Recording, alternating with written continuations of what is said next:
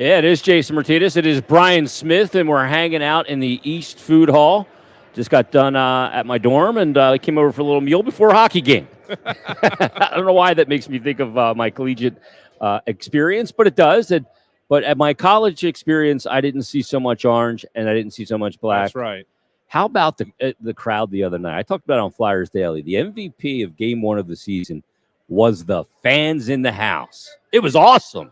Yeah, you know what? It's usually a big night on opening night every year, but the fact that it's been so long since we had a capacity crowd in this building, we went through all of last season with nothing more than about 3,500 people here because of the various restrictions, what we were all going through. So it really was fantastic to get a big crowd back here again, and not only that, but a great ending to a hockey game that really didn't go the way the Flyers wanted it to for 2 periods, but they were able to pull out that point. And from the start and then the finish, it was just fantastic to see everybody in here getting behind the team again and just enjoying things the way they should be. Yeah, it was a great experience being here. It was a great experience, and having those organic rises of the crowd when Kim Atkinson scored for the Flyers to get them within 1 at 3-2, and then obviously the 6-on-4 goal from Travis Konechny, and then the really incredible goal from Claude Giroux directing like an orchestra director for that puck to come off the end boards, and then ultimately for Giroux to pound it home was huge. So it's Game 2 tonight, though. But tonight's is really about, taking care of your business, not worrying about the Seattle Kraken, but it's also about the return of Dave Hakstol. And Hack comes back, and I imagine, Brian, he's going to get a warm welcome from Flyer fans. I would imagine, yeah. It's interesting because he's been here before.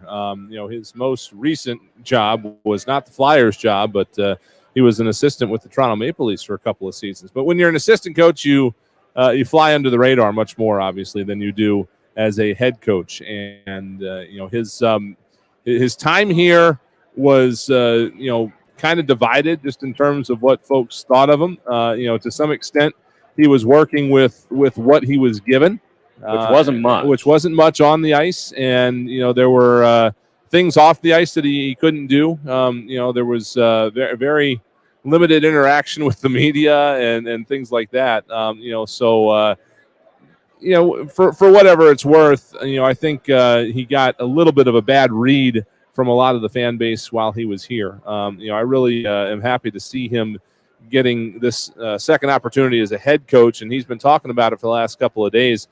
Just the fact that everything that he's learned in the last 5 years, first as a head coach of the Flyers, and then taking some time to go do some international coaching with Team Canada, and then his 2 seasons with the Toronto Maple Leafs. Everything he said has slowed down for him a little bit on the bench. Just in terms of managing the game, things have slowed down for him off the ice just in terms of managing a season. And the fact that he gets this opportunity in Seattle where everything is brand new, they're building from square one, their own identity, their own way to play, and their own operation both on and off the ice. What they're doing in Seattle is really fantastic. And I really think Hack is a good fit for it. I think he'll be he's a teacher. He's a teacher. And not only that, but he is definitely a personable individual, and I think that he'll be allowed to, he'll be able to use that interacting with the media and the fan base there and bringing them into the fold as well. So I think it's a great fit for him, and I really hope that he has as much success as he can there that doesn't affect the Flyers. Put it that way. And Travis Konechny talked about exactly that. Travis Konechny said to him, hopefully everything goes well for him, just not tonight. Said that earlier today. What blew my mind was he was talking about when he came in today. He went and found Joe Zito, who's our security man by the locker room, and he was talking about how he took care of his family, and then he went on to talk about a little bit about how they're commuting. Like they're still based in Grand Forks, where he coached North Dakota for so many years, and somewhere in there the word teenage children was mentioned, and I'm like, oh my God. Yeah. When they were here, they were like 9 and 7, I think. Yeah, they were little guys. And you forget that as time goes on, the kids grow up, even though the guy that is pretty much the same. Yeah, exactly. And he looks exactly the same. He's got the goatee.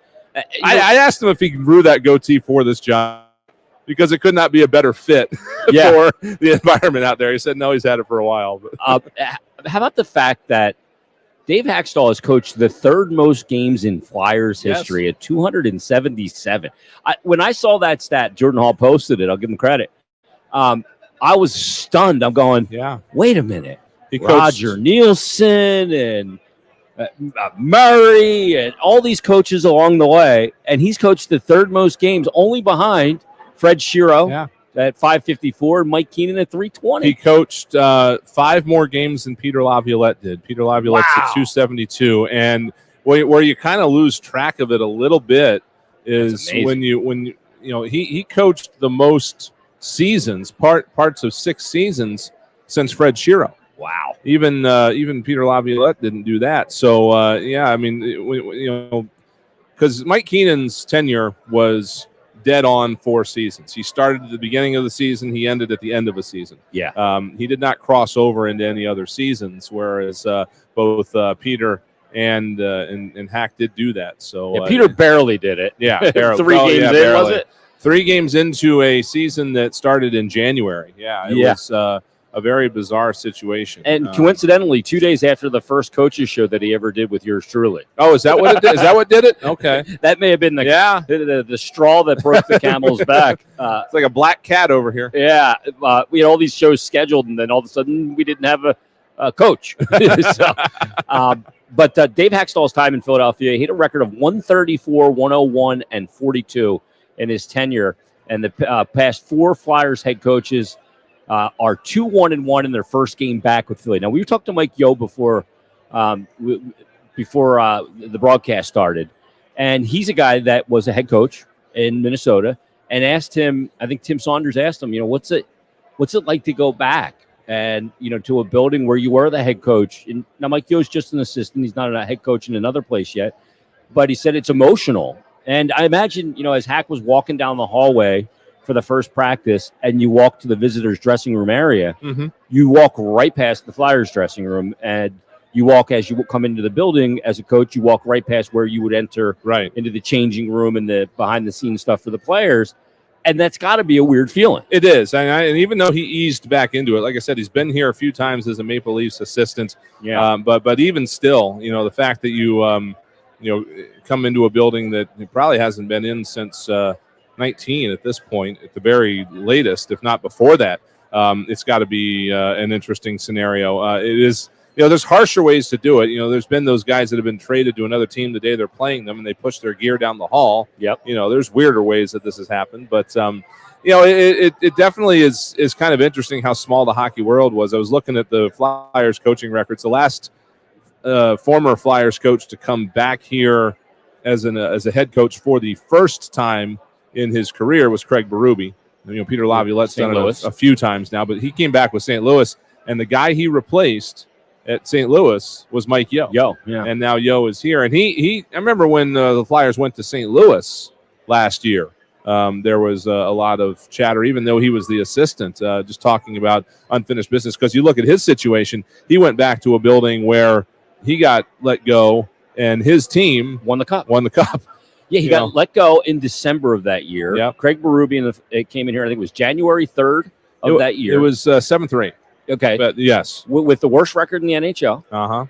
They got a win with Jordan Binnington that day, and was it his first ever start? Yes, I believe it was. And they ride Binnington, and they have this crazy story, and they win the cup. The night before, they went to some bar, Gloria, around there, and then Gloria was born. Yep. And that was their impetus to the championship. It was really thin. I mean, it just goes to show you too. I mean, in this day and age, in this National Hockey League, you can be last halfway through the season and still do it. I mean, the Flyers did it in 2010. They were, I believe, last in the conference, if not next to last, around the same time of year, right before Christmas, a little earlier for the Flyers, but they turned it around, did their coaching change, got to the final in 2010. So it is possible. It's happened more times than you would think in recent years. Yep, absolutely. And we're going to discuss that next, because I was asked a question today on a show that I was on about what the Flyers are, what the expectation is this season, and are they cup contenders? And there's a caveat to that, which I'll explain coming up in our next segment. We'll take a quick time out here on the pregame show. That's Brian Smith. I'm Jason Myrtetus. We'll be back live here at the East Food Hall at the Wells Fargo Center as the Flyers get set for the inaugural meeting with the Seattle Kraken. Stay tuned. We're back after this on the BetRivers.com Flyers Broadcast Network.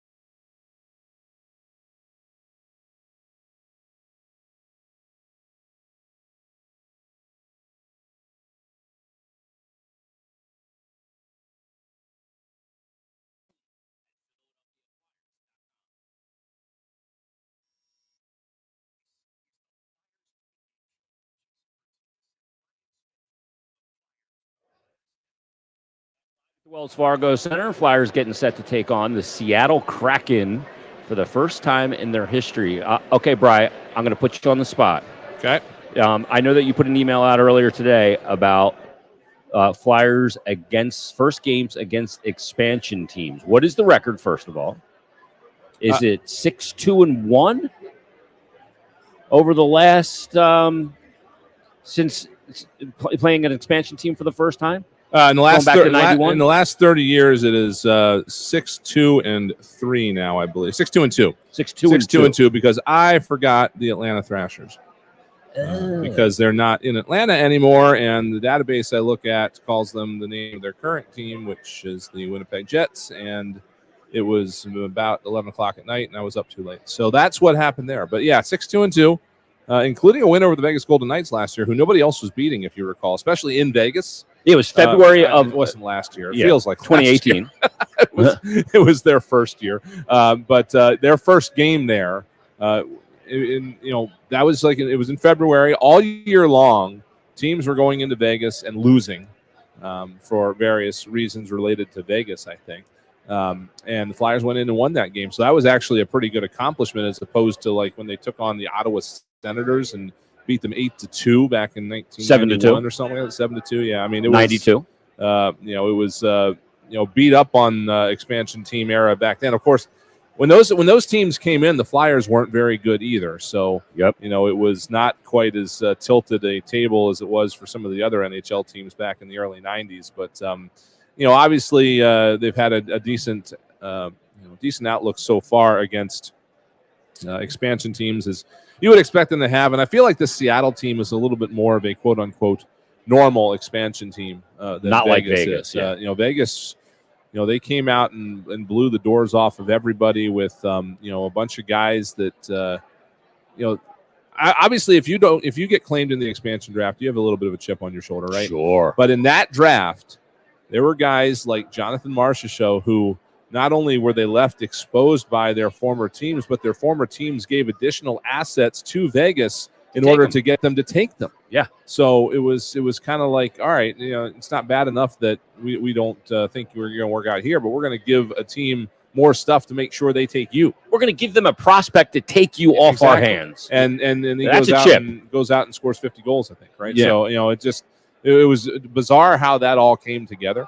But I don't see that happening with this Seattle roster. And I don't know exactly what the philosophy was in drafting the roster, other than I know that Ron Francis was not looking to, go down the potential big free agent route. He wasn't going to take $10 million contracts off people's hands and things like that. He was trying to be conservative. The phrase that Chuck Fletcher used was to keep his powder dry, if you will. So I don't see that. I think it'll be a solid team. They're not going to, definitely not going to be like the 73-74 Capitals or something like that and go 9-73 or whatever that was. But, I don't think they're going to, completely take the league by storm the way Vegas did. Yeah, they really built from the back end. I mean, they have two good goaltenders. They end up getting Philip Grubauer from Colorado, and they get Chris Driedger from the Florida Panthers. So they're good there. They have some good veteran, nicely good caliber NHL defensemen, but it's up front where you kind of look at them, you kind of scratch your head a little bit. What's going on here? As they're doing the draft and assembling the team, and you're wondering, are they going to be involved for a free agent like Dougie Hamilton?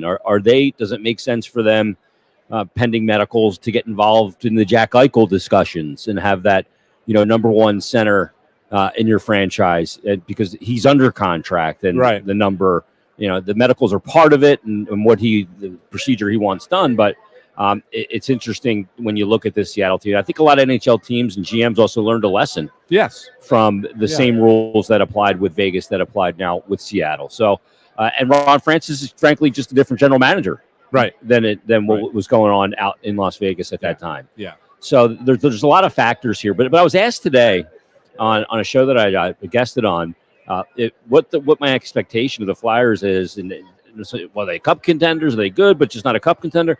And my immediate thought was, well, first of all, any team that makes the playoffs in the NHL is a cup contender. Absolutely. Because no question. We see it all the time. We see teams that are 7 seeds and 8 seeds go on a run, win the cup. LA won the cup as an 8 seed. I would go as far to say that there are teams that don't get in that are contenders. That would be cup contenders if they got in. If we blew this out to 20 teams making the playoffs, something like that. Yeah. Teams 17 through 20 could be cup contenders. Yeah. That's just the way it is today. That's the way this sport is, the parity of the NHL. But I think, and I referenced it before in talking to Mike Yo, and I asked him, I said, Mike, tonight is really about what you guys, you look at Seattle, they've played 3 games, and you can look at them on tape and some tendencies. They all know what Dave Hakstol, they know exactly what he's trying to do as a head coach. But it's not about Seattle. It's all about what the Flyers do tonight. And he said, isn't that what it's about for a good team? Right. He said, last year, we didn't know what we were going to be night in and night out. But 2 years ago, we knew what we were going to be night in and night out. And that was a team that was going to be really difficult to play against, no matter the system or the opposition players. We knew that they were going to go out and they were going to execute, dictate, and do what they do, and they would go from there. It was never about the other team. Right. It's always about what we do as a team. I am still on record as thinking that last year was an aberration. I just an outlier. It was something that literally nobody had ever done before, and some teams coped very well with it. Some teams did not cope very well with it. And the Flyers are one of the teams that did not cope very well with the circumstances. Carter Hart, I believe, had other things going. I mean, I think it would have been hard enough for a guy like Carter Hart, who's a young guy here by himself. He comes to the rink every day. He's got to go home and sit in his apartment for 12 hours because the league's protocols say you can't go anywhere. Yeah. In addition to that, apparently he had some stuff going on with his own personal coaches and things like that. So, last year would have been a tough year for him anyway. And starting from when that outdoor game happened, and the glare and the lighting and all that, and he started having trouble with the glove hand, then that just kind of mushroomed. Whereas I think under a normal year that probably had gone away pretty quickly. So I always that was right around the COVID. That's when they basically returned from the COVID protocol issues too. It was one game after they returned on Wednesday. They flew out, and don't forget that whole thing was a mess because of the ice problems. Yeah, it was delayed. It cost them a practice day, as a matter of fact. Yeah, so a lot of things they had to roll with last year, and it just didn't work out for them. But I think Chuck Fletcher saw some underlying issues with the roster that stretched back before last year. Slow starts, and just maybe some bad habits in practice, some bad habits off the ice, maybe stuff like that. Just something that told him that it was time for a refresher. And I think I was worried that you go into an off season after a year like that and you make a bunch of reactionary changes to what just happened, that you got to be careful because you don't want to overreact and do something that you would regret based on the fact that it was just on a season that didn't really go the way that it should have under the circumstances. But I don't think those are the moves he made. I think he went out and really did a superb job of not only making the team, I think, more efficient. I would say better on the ice. I don't think they're leaps and bounds better on the ice, but they're more efficient. You get you fit better. You deal a playmaker for a score in the Voracek-Atkinson deal. Yeah. And then you bring in a lot of guys who are, coming off of locations where they weren't effective in their roles anymore. Ristolainen in Buffalo, Yandel in Florida.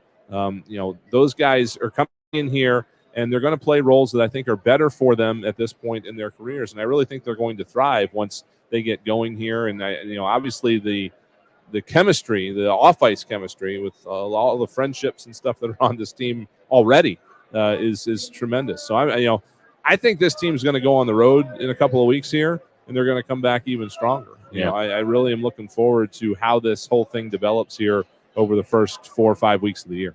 Well, let's take a quick break. We're going to come down. We're counting you down to the Flyers and Kraken puck drop with Tim Saunders and Steve Coates. That'll be coming up at the top of the hour. We'll continue the pregame show. It's Jason Myrtetus, Brian Smith here at the Wells Fargo Center. We're back after this on the BetRivers.com Flyers Broadcast Network.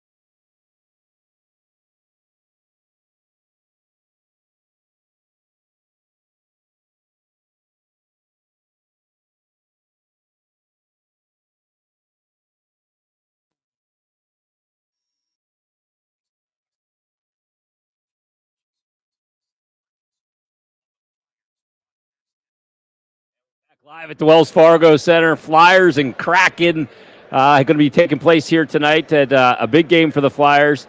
Looking to bounce back and get a win as we have some things going a little bit haywire here all of a sudden. I think we're all right. Are we all right there, Rob? Rod?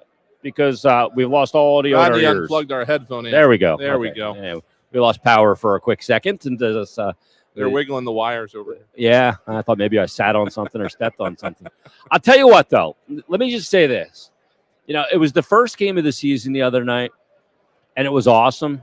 But I'm in the mood just for some hockey tonight. You know what I mean? And I love these Seattle uniforms. It's a new team. It's a fresh experience tonight. But I want to see a good hockey game tonight. Like, it was just good to have fans back and everything. It was game one, Vancouver, and nice comeback to get a point. And I know I hate the loser point, but tonight I'm just in the mood for a good hockey game. So let's talk real quick before we turn it over to Tim Saunders and Steve Coates. What are you looking to see tonight? I got a few things I'm looking to see, but let me get you on the record first. What are you spotlighting for the game tonight? Well, I'm looking for another good start like the Flyers had the other night. Great point. Be able to show that they can come out here without all the fire and all the other things and have a solid start to this game and play a good first period from start to finish. I'm looking for more of the same energy from Cam Atkinson that we saw the other night. It's just tremendous to see what he brings to the table in terms of energy on the forecheck and just trying to get everybody else going. The other thing I'm looking for is, you got to find a way to bridge that energy from the first period to the second. The intermissions in this sport, especially in this league, are great equalizers. If you are taking it on the chin, the only thing you're trying to do is get to the intermission, because 15 minutes really just changes the whole outlook. So the Flyers need to figure out ways to connect those periods together. Once they establish that good first period, figure out a way to make sure that it doesn't tilt the other way in the second period. That's very hard in this NHL today, but it's just something that comes with developing consistency in your game and just making sure that mentally you're coming out for the second period the same way you did for the first, coming out for the third period the same way you did for the first, and trying to find ways that this team doesn't have to spend a ton of energy coming back from deficits, because that's what's killed them over the last half of the last decade, really, is spending a lot of energy coming back from deficits, and stay out of the box. Get those timing things down that kind of killed them the other night. Yeah, it's a great point. And, the one thing you bring up is, period to period. And Vancouver, I think in that first game, the Flyers dominated that first period from a shot standpoint, from a territorial standpoint. They owned the puck in the period, and they come out with just the one goal difference in the game. It's 1-0. And I think Vancouver goes into the room after that first period and they go, guys, they were all over us that period, but we're only down one, and that gives you energy, right? Yep. So it's when you have momentum, you got to make it hurt more.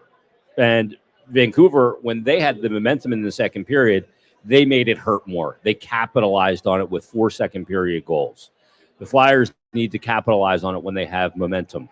So that's number one. Number two for me, and this is big, and you just brought it up, is they got to stay out of the box, and when they get on the PK, they got to be better.